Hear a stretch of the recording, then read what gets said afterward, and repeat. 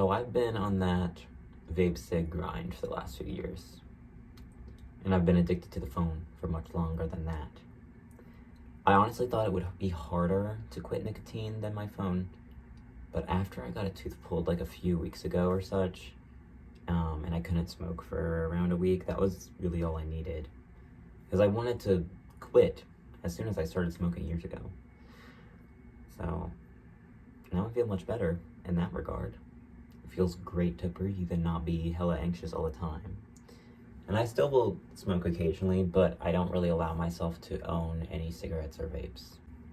I think for the most part, because I eliminated this addiction, I sort of went harder into another one. And I've been addicted to that phone since middle school. Since I got a used iPhone 3 in 2014. And I've gone between being on it for the majority of a day to barely touching it for months at a time.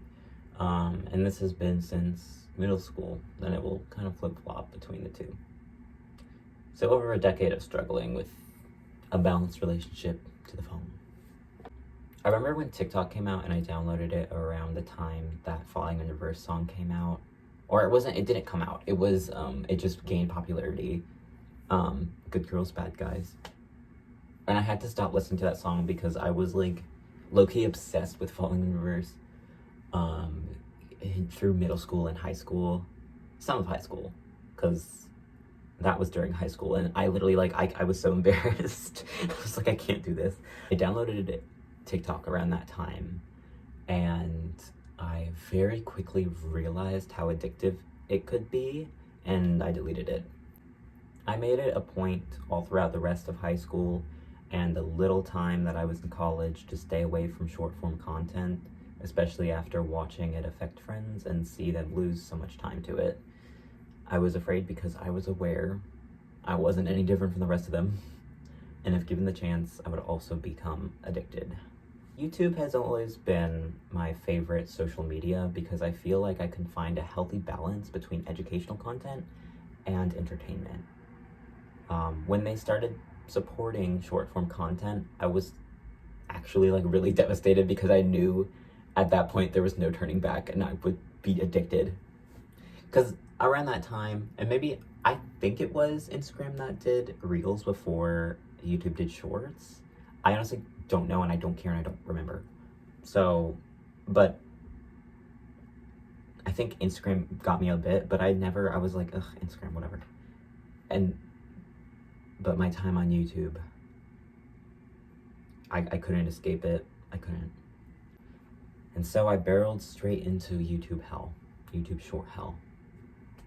So I deleted YouTube from my phone yesterday, and even within a day, I felt so much better. And this isn't really a surprise to me. I've done this a few times, where I will delete social media apps for a time, or Instagram I have had deleted for over a year. So that's good. And I have no motivation to re-download it, especially with my thoughts and feelings on Meta, which that is going to derail me, so I'm going to not talk about that. But yeah, so not having apps on my phone with that sort of short form content, because that's what really gets me, that's what locks me in. I have this thing in my hand that I usually just have around me, that I immediately can just go in and boom, boom, boom.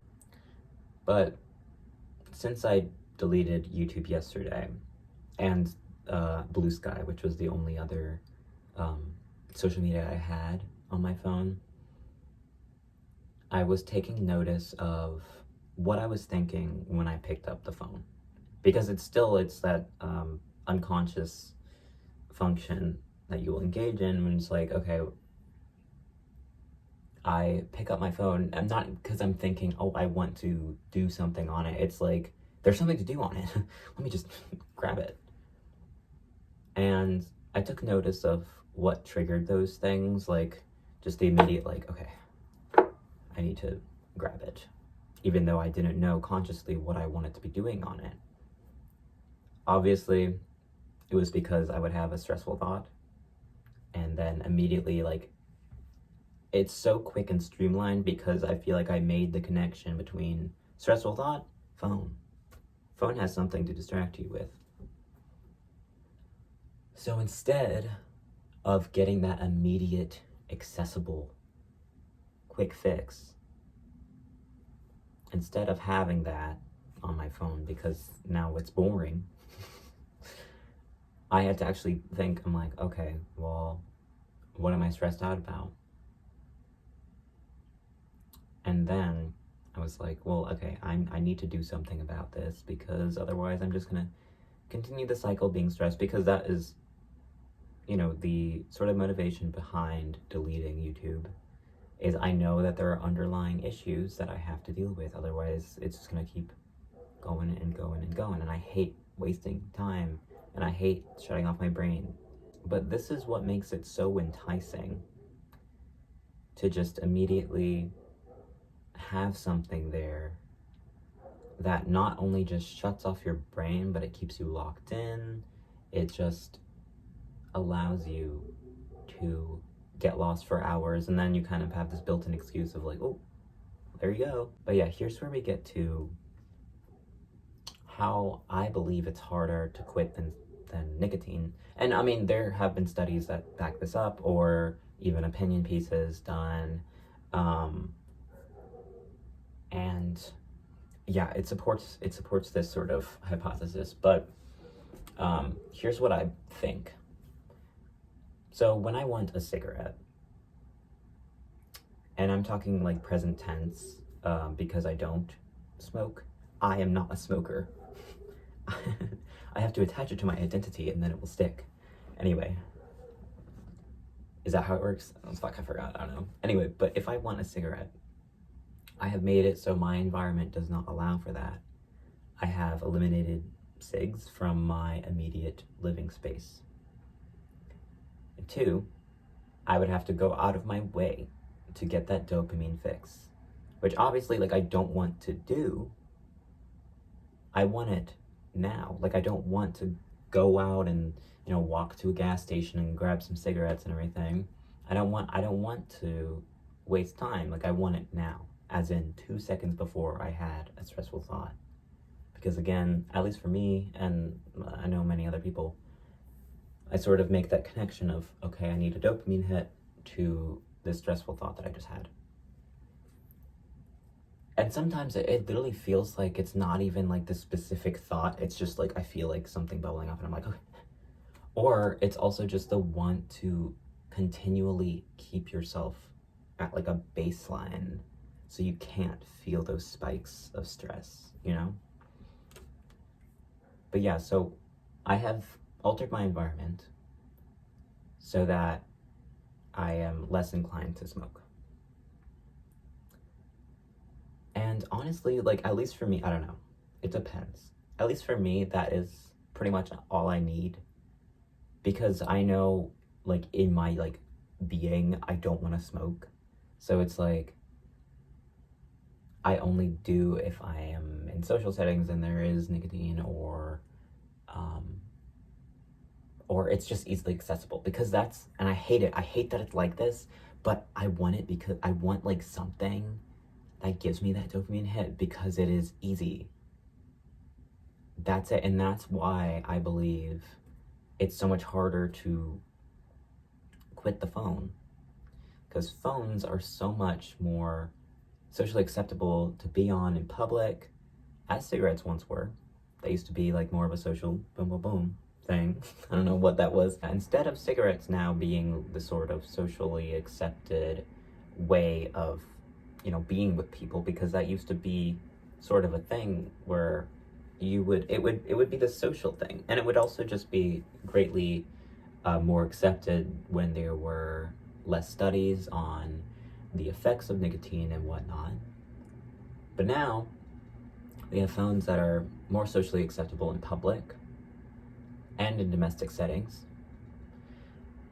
And even when there's a short silence, when, say, you're at home hanging out with friends, you'll probably go on your phone, if that phone doesn't create the silence to begin with. When I first started smoking cigarettes, I made it a point not to get a vape. I was afraid if I had one, I'd be able to hit it indoors, which would eliminate an extra barrier that would have prevented me from smoking a cig. till I started smoking on my breaks, and I hated the smell of tobacco that I brought around with me, and I started skipping classes to smoke, which was really only one time, but it's still like, for me, that's like detrimental. For me, that's just like, are you joking? What are you doing? Bro, get in class. And so because of that, I got a vape. And I was able to pretty much hit it whenever, wherever, and obviously it wasn't long before I would hit that shit about once every 5 minutes, and I felt the effects. I'd hit it because I was bored, because I wanted something to do, because I needed a fixation, something to give attention to. I just needed to do something. And when I'm on that damn phone, I feel like I need to do something. I like to feel productive, but rarely am I actually productive on it. I just want to feel like I am being productive. And the phone is such an interesting thing because you can use it to talk to friends, or you could use it to send emails, work emails. So it's this weird this weird like mushy barrier between work and social life and educational like purposes, and just, it's all these things. And I am someone, especially environment is so important to me. I need a space like this chair that I'm sitting in right now. I will sit in it to just look out the window because I love to look out the window. Or I will use it to read or to write. Something productive. This is like my productive chair. I have associated productivity with sitting in this chair. Every little place in my room, I have a section for, I label the different parts of my room as, okay, you are working, or you are working on music, or you are sleeping, or you are watching TV. So I have to put all these different things associated with these different spaces. If those spaces are muddied, that becomes an issue for me. And so I think me being on the phone, since I know, okay, I can be, doing email work, or I can be watching a video, it sort of muddies that thing, and it paints everything with this assumption that if I go on it, I have the proclivity, I have the potential to be productive. And even if I go on there and I'm not productive, I feel like I could be, so I feel like I am. I don't know if that makes sense. So I gladly give up my agency for something to just take up my time. And this is what I grow most resentful of. I know I want to be conscious and make conscious decisions. I want to be the one in control, but I'm also afraid of making the wrong decision. So I'd rather not make one and have my environment dictate it for me. This is where I'm like kind of diving into, at least what personally for me, I think is the cause of it. My specific cause of why I will reach for the phone before entertaining a thought or entertaining the idea of doing something else. For me, I hate making decisions. I constantly doubt myself, and when there's an external force or source telling me that they have the answer, I listen in. So that's like stuff that like will get me locked on YouTube or whatever and be like, oh, like you're having this issue, like I'll get stuck on like that music production side of YouTube where it's like 10 new tips that you need to know to like balance your EQ and like whatever, and then I'm like, oh my god, this person knows, and I like sit there and I listen in because I'm too scared to figure out by trial and error and everything, because I also have this issue with perfectionism, and I'm not trying to go into every issue that I have, but yeah. And so yeah, everyone may or may not resonate with this part of it, I guess, because I think for me, and there's a lot of other things, but I think the main thing is not wanting to make a decision. And I feel like having my phone in my environment, in my immediate vicinity, is already a decision that I have made, so I don't feel as bad. But it's still, I look at what I'm doing on it, And through that, I decide, oh, okay, we don't want to make a decision right now because we're going to other people and we're listening to them. I feel like I'm constantly listening and rarely acting, because if I don't act, I can't fuck up. And well, I mean, I was looking for the answer. I just couldn't find it in time. And then guess what? I feel like shit afterwards, because obviously, if you're not making decisions for yourself, someone or something else is going to make it for you. And then you'll start to feel resentment. You'll be like, whoa, like, who decided not to ask me? Like, girl, where have you been? Like, actually, where are you right now? So, and I seriously feel like my soul gets sucked out whenever I'm on that thing. Whenever I'm on that damn phone. I've noticed this thing happening recently when I'll be with my boyfriend, and I will try not to be on my phone all the time, but of course there are times that I will be. And so there will be a moment where we are having a conversation and it'll subside, and I'll look to my phone to deal with a notification and begin doing that. I feel my brain slip into something more unconscious and dull. And I notice this because it's so immediate, and I feel myself trying to get back to that like sociable, like in-person wavelength. And when this happens, sometimes I feel I will forget if he has asked me a question just a second ago, or I'll ask myself if the conversation like actually ended, because it's almost immediately going into another state where the information I need for each state is much different and can't be accessed when I'm doing one or the other. Yeah, it's like these two different states, where one is the in-person sociable one and the other is just really just having the phone as an extension of yourself. So you're like really stuck in that, and you kind of have to bring yourself out of it. At least that's what I feel. I don't know. And it is an incredibly hard thing to do for me to multitask on the phone while being with other people, because of this like switch that I feel in my brain. And I don't know, I wonder, like, do you all feel that? Like, is that a thing? I feel like shit when it happens, because then I kind of feel embarrassed, and I'm like, did he ask me something just now? Or am I making that up? Or am I overthinking and thinking, oh, did the conversation actually end, or did I just tap out? And then I get like really, but then it's probably fine and normal. But it's like the internal things, because I really focus a lot on internally what I feel and think in my ways of thinking, I guess. So King, if you're watching, sorry. It brings me back to when I was growing up and trying to talk to my mother, and she would just be on that damn phone, probably like on Facebook or whatever. And I'd be like, Mom. And she'd be like, I would say, Mom, like, hello? And I would wait, and there would be so many times I would just be like, Mom, oh my God, please. And like raise my voice. And sometimes that would literally just not work. Like, I'd be there for like a couple minutes. I'd be standing there like, hey, hello, your child is here. Yeah, so we have developed so well because of that. Anyway, I don't want to end up like that. I don't want to be on that damn phone. Also, oh my God, this is not part of the script, because I have been referencing a script, because otherwise this will be like 3 hours long. He will like literally stream like YouTube shorts to the TV while he's also on his phone playing like a Candy Crush game or something. And this isn't me like ridiculing or judging, because obviously I'm literally here because I have a fucking issue on that damn phone. But it's scary, because it's almost like I can watch, oh my God, the way he just texted me.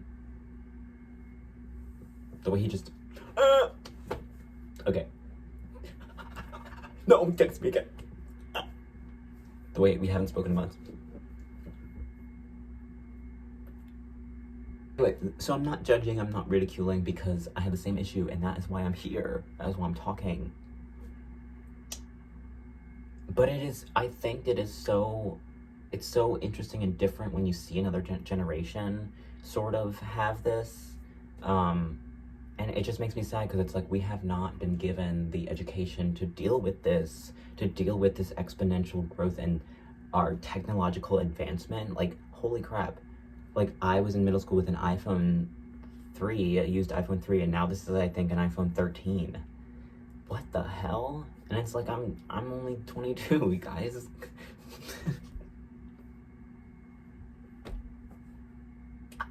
Now there's freaking AI. That's a whole other thing. I love to talk about AI. Maybe another time. But it is so different when you see another generation doing, because it's like you're looking at your future, sort of, in a way, and it's like, oh fuck. Or it's just, I mean, anyone, you know, even like a peer or whatever, just looking at them like on their multiple screens and being like, it's this mirror. And it's like, oh my god, do I look like that? Or, oh my god, do I like disappear for hours like that? Holy crap. It's really like, you're confronted with what you are doing or who you could be or how much time you could be losing. And I just don't think we're as evolved as we like to believe that we are, because our tech is pretty good, looks great, works great, is advanced, exponentially becomes better over the course of even like a couple months. You know, it's crazy how quickly this advances, but I think our response is very slow. So what does it matter if it is so advanced if we are not educated on how to use it effectively? iPad baby, iPad baby. So the generations, seeing different generations use technology really has shook me. iPad baby. I can't even believe they exist. I was like, oh, like, it's just a joke, you know, like, this was me like a year or two ago. I was like, it's just a joke, like, iPad baby, like, oh, that's so funny, like, but they're real. And I didn't believe until I was working at a restaurant serving, and families would come in with one iPad per baby. And like the first time it happened, I was like, oh, this is what people are talking about. But I was like, oh, it's like probably, you know, an anomaly. Like, it probably isn't something that is normal. But I would see it so often. Like, walking past a table once, and I was like, I glanced at their baby, and they had like the screen, and yeah, the little bowl of noodles. And literally it was like, he was like looking and like taking the noodles and like not even really putting them into his mouth, which I'm like, okay, yeah, he's a baby and babies are not the best at doing things. But it was just like completely missing and like falling down like into the baby's like, it was so, I was like, what's happening? What's happening? Anyway, so they have this little bowl of noodles, and they're watching the most god-awful, colorful slop on their fingerprint smudged screen. The parents wouldn't be interacting with the child at all. It'd be this baby with like, literally like, and I feel like an iPad screen is like the size of like two baby heads, so it's like this tiny like child, their face hidden behind a screen, and like their adult like kind of just like doing whatever, like on their own screen too, and like not interacting. I just want to say as well, I'm not really here to like pass judgment on parents like that. I am not a parent. I don't know. I mean, I know that it is going to be detrimental to their development because it's just what the science says and proves.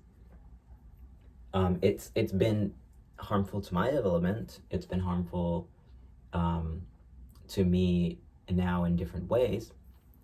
So, but I'm not here to be like, you're a bad parent if you do this. This is simply an observation. And because I would see so much of that, or so much even just after I sort of noticed that, I would just kind of watch the way in which like parents and like kids would interact. And like after noticing the way that these like iPad baby families would interact,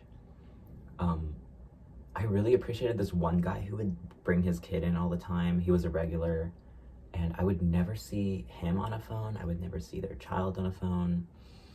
And he would be like asking questions to the child and like answering them and then explaining things. And it's just weird that it seems so rare. And of course, this is anecdotal, whatever, like this is my experience. But yeah, I honestly, now that I'm like kind of talking about all this stuff, I'm just like, we going from like nicotine to talking about like iPad babies and shit. That's crazy. But no, I'm just like so concerned for myself and technology, and I'm very, very concerned about the generation of kids that are growing up attached to a screen. Like, it's gonna be so over when they start making like vapes with the ability to play like Subway Surfers on it. Anyway, that's an idea if anyone wants to make that. Just kidding. I'm joking. This is anti-vape. Whatever. It really is insane. Because, you know, thinking back to nicotine, at one point, of course, it was totally accepted by society to be just, you know, smoking indoors, smoking with friends, like getting together to smoke and to yap, which sounds so fun. And I mean, like, it still occurs today, whatever, but it's like not as common, like the, you know, and maybe even socializing isn't even as common. I'm not sure. I haven't looked directly into that. I probably will be speaking more on this topic. I have a lot more to say. I guess before this ends, like, I kind of want to leave with some positive stuff. So, like, some things that I have been doing to work on my sort of tech addiction. So, and I have mentioned some of this, but I have deleted all social media from my phone. So I have a more conscious, curated environment, because that is what really gets me, is the environment. And if I create the environment with, I guess, less temptations like social media, or just like with things that will keep me on it for longer than I need to be, if I have control over that environment, that's infinitely better already. Because now I'd be opening the freaking Gmail app, scrolling through that, and then I'm bored, and then I have to exit. Or it just like kind of like makes me anxious, because then I see an email about my like student loans, or an email from the New York Times about the newest thing that is occurring in America. I tried for a time to turn my phone grayscale so it's not as appetizing, because as like certain colors will make you more hungry, every color sort of stimulates your brain in some way and makes you more alert. I mean, that's why notifications or the number on your Gmail saying how many emails you have that are on red are red. It's red, it like activates your brain. But yeah, I tried turning it to grayscale. I probably will end up doing a thing where I like will switch back and forth, or find if there's a way to like set a time to switch it. You know, iPhone has the automated functions that you can set for yourself, so I don't know, I haven't checked if you can do that. But just like all these things to make it less appetizing. I have been trying to keep it out of my bed when I fall asleep, and put it in the charger and put it somewhere else, because it also helps me get up in the morning to have to actually physically get up to turn off my alarm. And another one is losing it on purpose, like misplacing it on purpose. And when I start to feel like bothered or even frantic, I just let myself feel the feeling and be like, let me think, let me be conscious about this. Do I need to be on it for a specific reason? Is that why I'm looking for it? Or am I looking for it for some other reason? And most of the time it's like, you're just looking for it because you just, yeah, want to turn off that brain, whatever. And then the final one is actually this. This has actually been really helpful for me, just recording videos, like using it to record. So I can't use it. Like, I'm looking at the time signature right now, that's 46 minutes. So it's like, yeah, I'm on the phone, but I'm also not. And I'm also on my laptop right now looking at my notes, but I'm also not. Like, I'm doing something that is engaging my mind. And it's sort of promoting me to continue doing that, because I love understanding things and what I believe, and or what I experience. And so I love writing essays, I love writing scripts, I love whatever. It makes me feel really engaged. And so I don't know if that's something maybe you're interested in, maybe that would help, or maybe even just, I don't know, like maybe that's not for like a tip for everyone, like being like, oh, like you don't want to use your phone, just press record and do something. But yeah, at least that has personally helped me. So that's all I got to say right now. And I will be thinking more about this topic and technology in general. I have other things written. Like one thing written about like Instagram and not having that for over a year. And then more on like AI and technology and stuff. Which might have more like sources. This is literally just pretty much a yap sesh. If anyone comes across this video and is also like trying to stop being on their phone so much, do you have any tactics or things that you have been trying out that have been helpful? Or do you have any thoughts on you know, good uses of your phone? Just, or it's like, I love psychology, give me those psychology facts. But yeah, that's really all I have to say right now about this. I will be back to probably say some more at some point. But I'm also interested if anyone does come across this video and watches it, do you have any things you have been working on? If you have been trying to quit using your phone so much, do you have any techniques that have been working well? Like if so, I'd really be interested in hearing that. Or just, I don't know, anything to elaborate on the conversation. Yeah, so thank you if you listened, and turn that shit off. Damn.